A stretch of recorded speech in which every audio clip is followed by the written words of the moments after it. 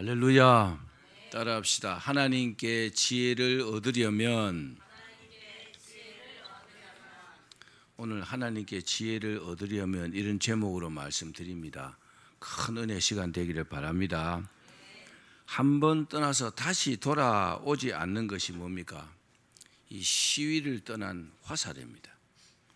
여러분 양궁대회 하는 걸 보셨겠지만 이 시위를 당길 때 아주 신중하게 쏩니다.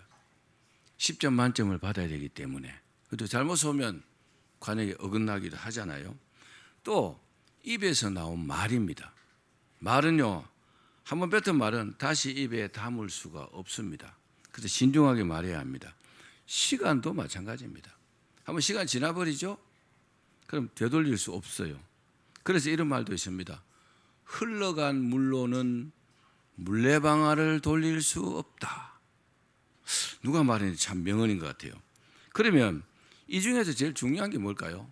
시간입니다. 시간이 제일 중요합니다. 낭비 중에서 제일 큰 낭비가 뭐냐? 시간을 낭비하는 것입니다. 그림을 그리다가요, 잘못 그렸으면 지우고 덧칠하든지 이렇게 다시 그리면 됩니다.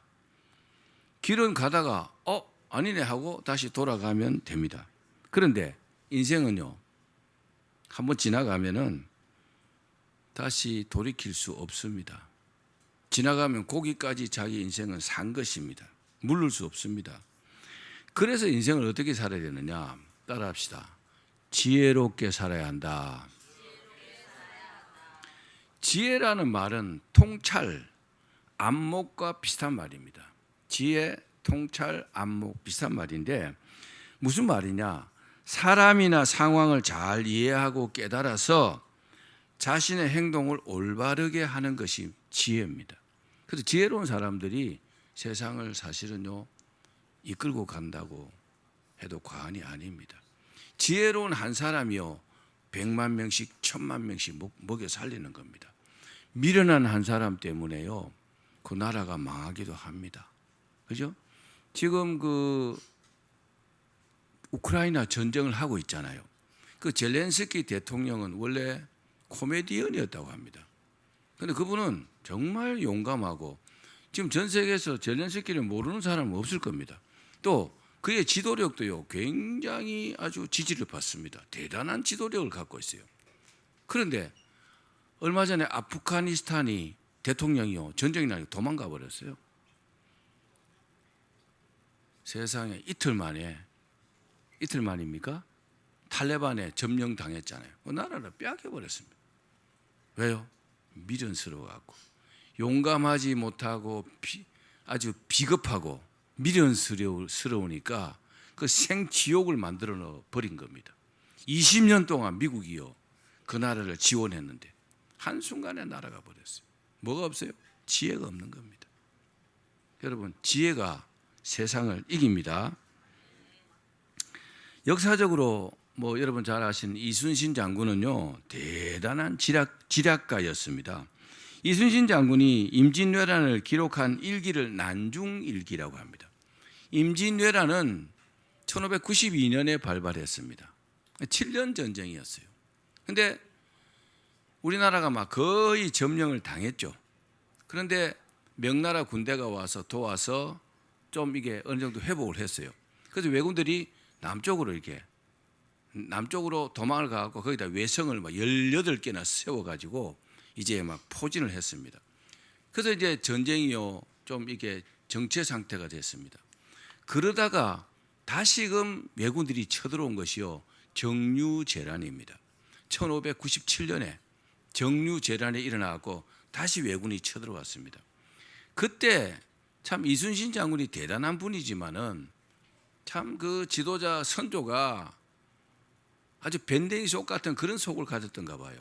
어떻게 자기 신하를 그렇게 미워해가지고 죽이려고 하다가 유성령 대감이 막 말려가지고 겨우겨우 목숨만 부지했잖아요.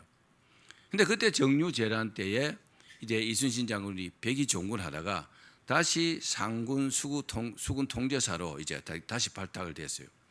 그런데 그때는요, 원균이 3군 수군 통제사 하면서 배를요 다 날려 먹었습니다. 여러분 전투를 하다가 배가 깨지는 것은 이해를 하겠지만 지레 겁을 먹고요. 이 외선을 적군에 주면 안 된다고 자침시켰어요. 세상에 그런 지도자가 있습니까? 근데 그 전투에서 원균도 죽었습니다. 그리고 이순신 장군이 이제 12척을 가지고 이 해군을 운영을 해야 되는데 세상에 여러분 장비가 없는데 이길 수 있습니까?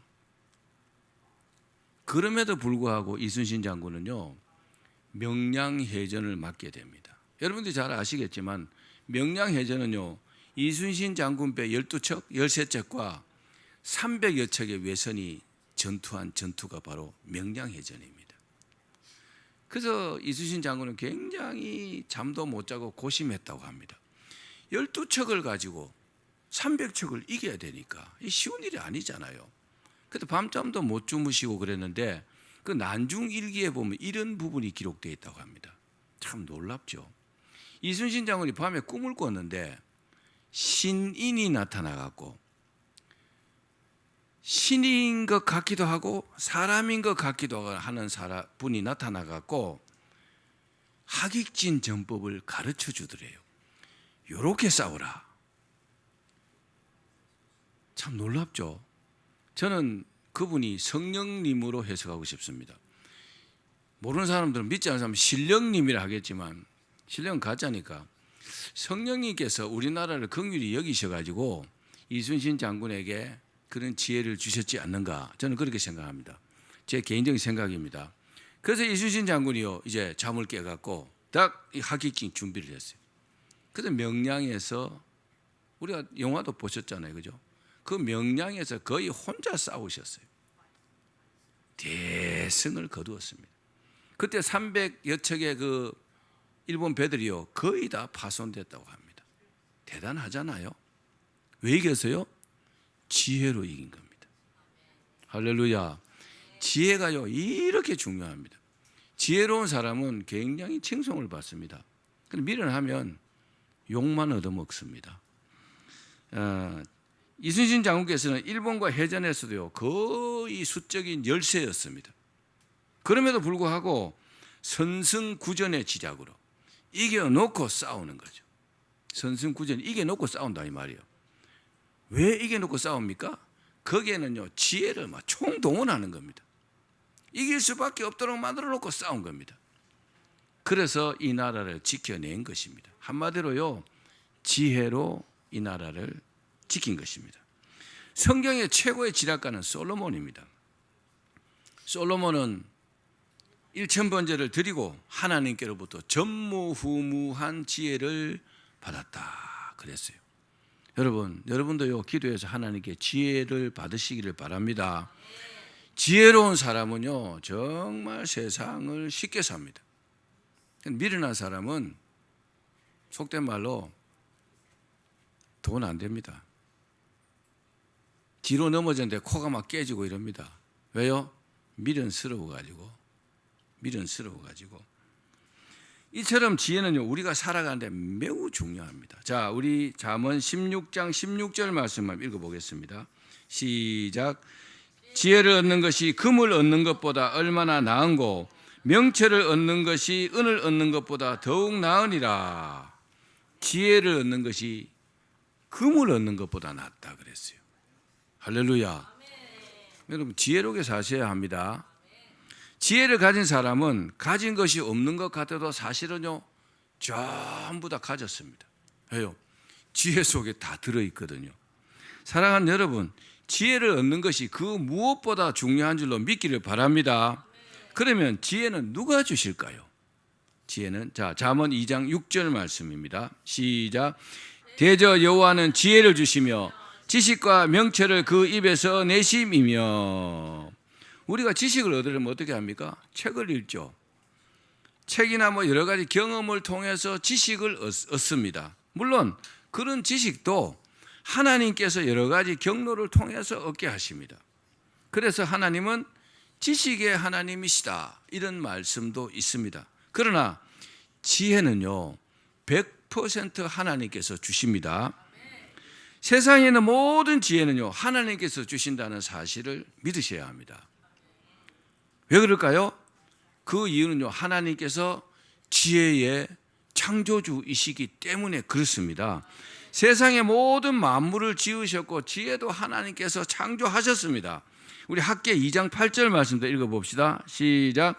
은도 내 것이요 금도 내 것이니라 만군의 여호와의 말이니라. 이 말씀 속에요 하나님의 지혜가 담겨 있습니다. 지혜로운 자가요 은도 얻고 금도 얻는 것입니다. 지혜가 뭘까요? 사전적으로는 이렇습니다. 사물의 이치를 깨닫고 사물을 정확하게 처리하는 정신적 능력, 이게요 지혜입니다. 그렇습니다. 지혜로운 사람과 미련한 사람의 차이는 굉장히 큽니다. 이런 예가 있습니다. 실제 예인데 1871년에 프랑스와 독일이 이제 전쟁을 했대요. 그때 독일이 이겼습니다. 그때 그 가장 용감하게 싸운 병사 한 사람에게 1급 훈장을 수여하기로 했습니다. 그때 그 독일의 그 비스마르크 제상이 훈장을 받게 된 병사에게 자네 훈장 받게 된 것을 축하하네. 그런데 말이야, 자네 그 가정 생활이 굉장히 궁핍하다면서, 근데 훈장을 받든지 100마르크를 받든지 이렇게 선택할 수 있는 거죠. 돈이 없다면 어떻게 해요? 100마르크를 그냥 선택할 수 있잖아요. 근데 제상이 물어봤어요. 자네 그 훈장 대신에 100마르크를 선택하는 것이 좋지 않겠나? 이렇게 물어봤어요. 그러니까 병사가 눈을 크게 뜨고, 그러면 훈장의 가치는 얼마쯤 됩니까? 그러니까 그거 한 3마르크쯤 된다네 그러더래요. 훈장이 굉장히 명예롭잖아요, 그죠? 그러나 이 훈장을 가져가면 자네는 일생일대의 큰 명예, 자손만대에 전해질 아주 명예스러운 가보가 되지 않겠느냐. 그렇죠? 100마르크를 선택할지 훈장을 선택할지 굉장히 좀 이게 좀 그거 되죠. 예? 그런데 이 말을 들은 병사가 아주 지혜롭게 말했어요. 뭐라고 했느냐? 제사장님, 그 훈장이 3마르크 가치가 있다고 했으니까 그 훈장을 저에게 주시고 97마르크를 주십시오. 3마르크를 뺀. 그 두 개 다 달라 이 말이에요. 아주 지혜롭잖아요, 그죠? 하나만 선택할 수 있는데 3마르크밖에 안 된다니까. 3마르크 빼고 훈장도 주고 이것도 주고. 그러니까 제사장이 야, 참 지혜롭다 하고 훈장도 주고 100마르크를 지불했다고 합니다. 여러분, 아무것도 아닌 것 같지만 매 순간순간 우리는요 지혜를 선택할 수 있습니다. 지혜로운 사람은요 굉장히 평안하게 살 수가 있습니다. 자, 그러면 어떻게 하면 지혜를 얻을 수 있을까요? 지혜를 얻어야 될 거 아닙니까? 자, 야고보서 1장 5절에 나와 있습니다. 시작. 너희 중에 누구든지 지혜가 부족하거든 모든 사람에게 후히 주시고 꾸짖지 아니하시는 하나님께 구하라. 그리하면 주시리라. 하나님은 지혜의 근본이시고 지혜를 가지고 계십니다. 지혜를 누가 갖고 있다고요? 하나님이 갖고 있다는 겁니다. 그러니까 하나님께로부터 받아야 되지 않겠습니까? 근데 받을 수 있는 방법은 뭐냐? 지혜를 하나님께 달라고 구해야 한다는 겁니다. 따라합시다. 지혜를 구해야 한다. 지혜는요 구해야 받을 수 있습니다. 우리가 어떤 좋은 생각이 나지 않을 때 하나님 지혜를 주십시오 이렇게 기도하면 주신다는 겁니다. 구한다는 헬라어는 아이테오입니다. 아이테오. 근데 이 뜻은요 단순하게 그냥 하나님께 달라고 요청하는 그런 수준이 아니고 간청한다. 따라합시다. 간청한다. 갈망한다. 간절하게 구해야 주신다는 그런 겁니다. 그런데 우리가 기도해도 때로는 응답이 적은 이유가 있죠, 그죠? 그 이유가 뭘까요? 기도가요 무거워가지고 하나님께로 못 올라가기 때문에 그렇습니다. 왜 기도가 무거울 수 있습니까? 우리가 기도할 때요 욕심을 가지고 기도합니다. 이기심, 불평, 근심, 걱정, 의심 그런 것들이요 굉장히 무겁습니다. 그것 때문에요 이 기도가 하나님께로까지 올라가지 못하는 겁니다. 그런 것을 다 내려놓고 믿음으로 가볍게 기도하면 우리 기도가 하나님께 상달이 됩니다. 성경에서 가장 간절하게 지혜를 구한 사람은 솔로몬입니다. 솔로몬은요 어린 나이에 왕이 됐어요. 나라를 다스려야 하는데 참 어마어마하게 부담이 됐어요. 그렇겠죠? 우리가요 지혜가 있으면 모든 일에 자신이 만만합니다. 어떤 큰 일이라도 저거 이렇게 하면 되는데, 그죠? 그러니까 솔로몬이 제일 걱정되는 게 나라를 어떻게 다스릴까? 올바르게 다스려야 되니까, 그죠? 폭군들처럼 아무렇게나 다스리려면 상관없지만 솔로몬은 올바른 신앙을 가졌기 때문에 백성들을 평안하게 하고 하나님을 기쁘시게 해 내가 어떻게 다스리면 될까? 그래서 그 간절한 마음을 담아서 하나님께 뭐 했어요? 일천번제를 드린 겁니다. 대단한 마음이죠. 하나님께 지혜를 구해야 되는데 일천번제, 1000마리의 소를 드리면서 지혜를 구했다는 겁니다. 대단하지 않습니까? 좀 특별하죠. 특별한 이 솔로몬에게 하나님께서요 전무후무한 지혜를 주신 겁니다. 여러분, 인과응보라는 말이 있습니다. 원인이 없는 결과가 없어요. 그죠?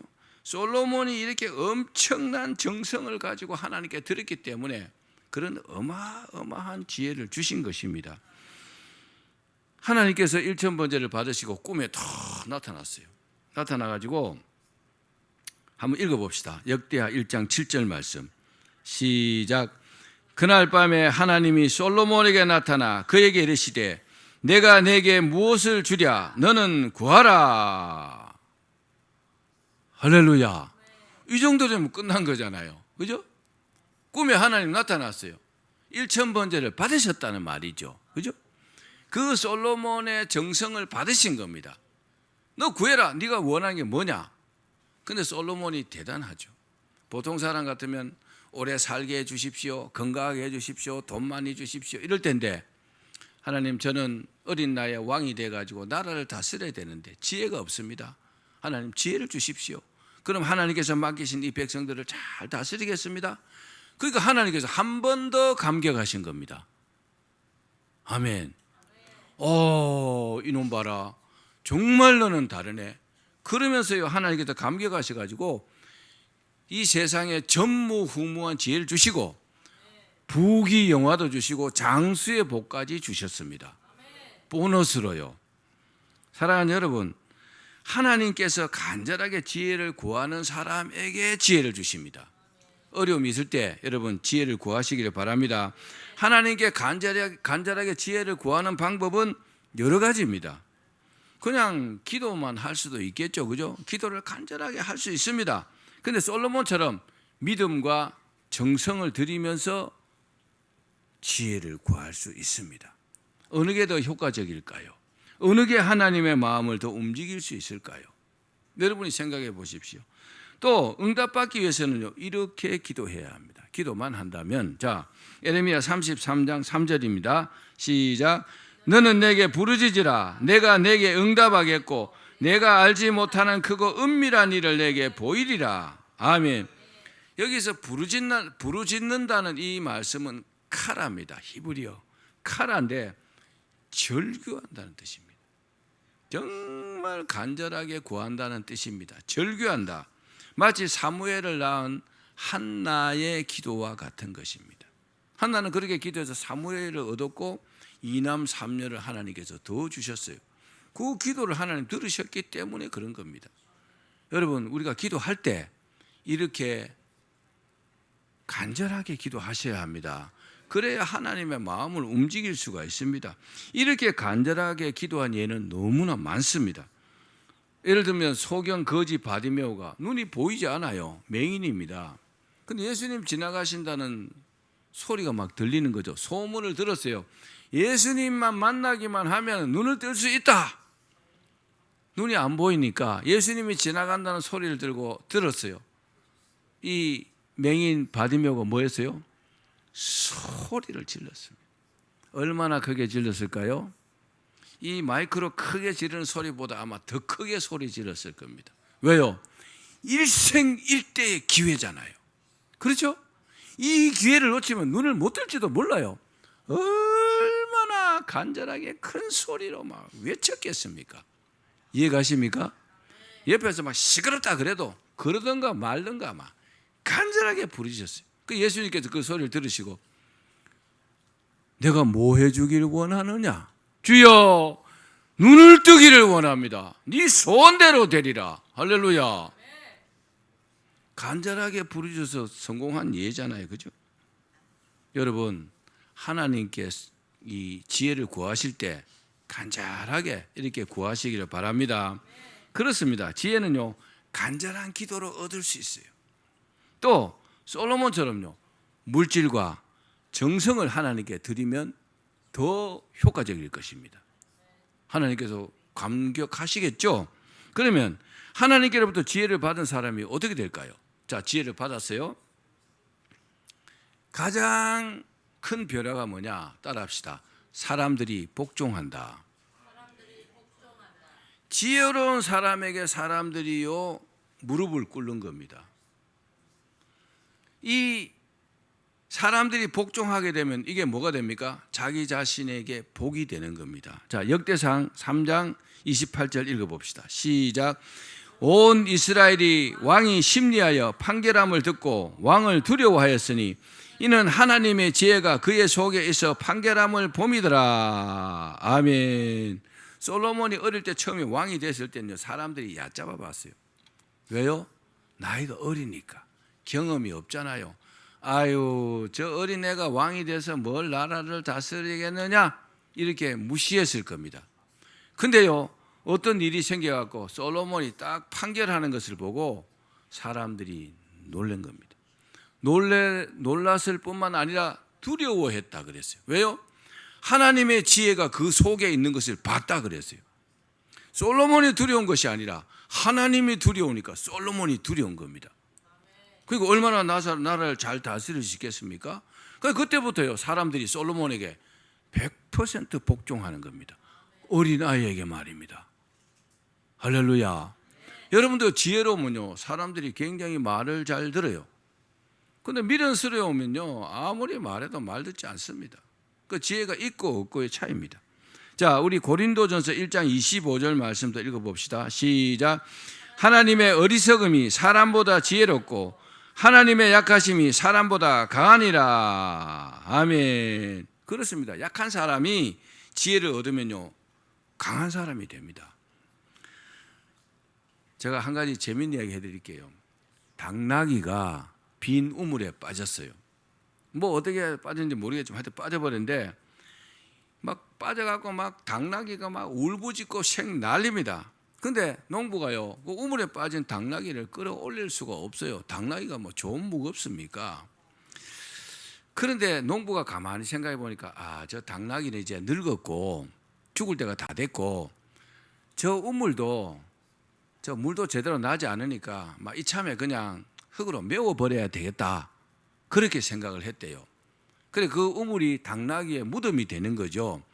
그래서 동네 사람들 불러와갖고 거기다가 삽을 가지고 흙을 갖다 막 붓기 시작했어요. 그러니까 처음에 막 흙이 당나귀 머리 위에 몸에 막 떨어지니까 막 더 막 울부짖고 생 난리죠. 그죠? 뭐 그래도 어떻게 해요? 불쌍하지만 그냥 파묻어야 되겠다.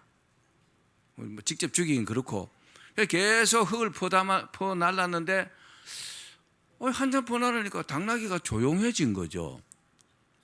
그래도 뭐 이제 죽었는가 보다 하고 계속 흙을 우물에다가 퍼부었어요. 근데 깜짝 놀랐어요. 왜요? 당나귀가 이 등에 떨어지는 흙을 털어가면서 흙을 밟고 올라온 겁니다. 당나귀가 지혜롭죠? 아주 지혜로운 당나귀가 목숨을 건졌잖아요. 멍청한 당나귀 같으면 그냥 이렇게 서 있다가 푹 주저앉으면 그냥 흙이 덮여가고 죽었을 텐데 여러분 지혜가 바로 이런 것입니다. 우리 인생의 위기가 와도요 정신을 딱 차리면 하나님께 지혜를 구하면 살 수 있습니다. 하늘이 무너져도 솟아날 구멍이 있다. 참 명언입니다. 정말 명언입니다. 말씀을 맺겠습니다. 우리에게 어려움이 있을 때 하나님께 지혜를 구하시기를 바랍니다. 구하실 때 기도만 하지 마시고 믿음과 물질을 들여서 정성을 들여서 하나님께 구하십시오. 그러면 모든 지각에 뛰어난 하나님의 평강이 우리의 마음과 생각을 지키시면서 지혜를 주십니다. 하나님께 얻은 지혜로 모든 문제를 해결하시기를 주의 이름으로 축원합니다.